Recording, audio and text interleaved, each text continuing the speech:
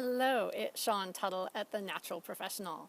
Today's dispatch, today is July 12th, and I want to talk about a mastermind. So we just, three of us just started a mastermind group. We're open to a fourth, but right now we've got three great people.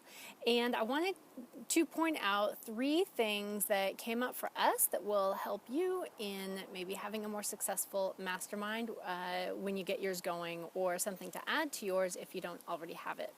So the first one is that you can set up a recurring appointment in Google Cal, and in that can include the link to the Hangout if you're using Google Hangouts.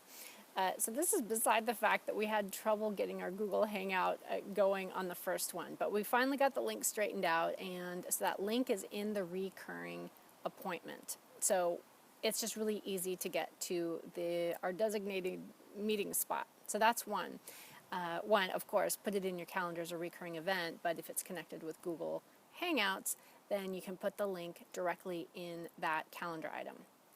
The second one is if you're going to be doing some form of accountability, you can do sort of a group check-in or group accountability by doing a Google Doc, obviously very Google friendly tools here.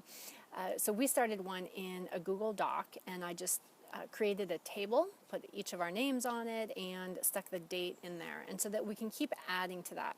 So one, you have a place to go back to and refer to remember what you said you were going to be accountable for, but then that's also an easy way for us to remember what each other did. You can also do it in a spreadsheet, same thing.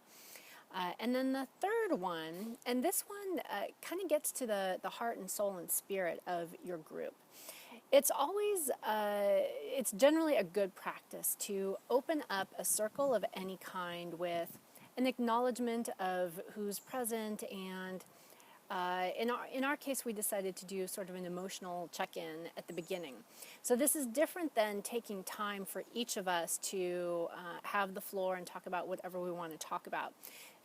It also sort of serves as a formal beginning to the call.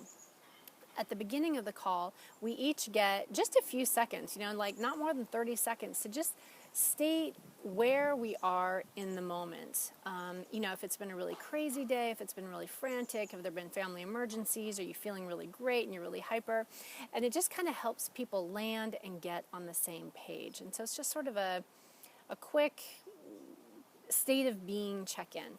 And we didn't do this, but I'm going to propose this to our group for the next time, and that is a similar closing of the circle. You may have found on group calls, it gets kind of awkward at the end. You're like, who's going to hang up first? And it's like, okay, well, bye. Okay, bye. Okay, so my thought is, one, to close up the call and just kind of have it be done and in a graceful way.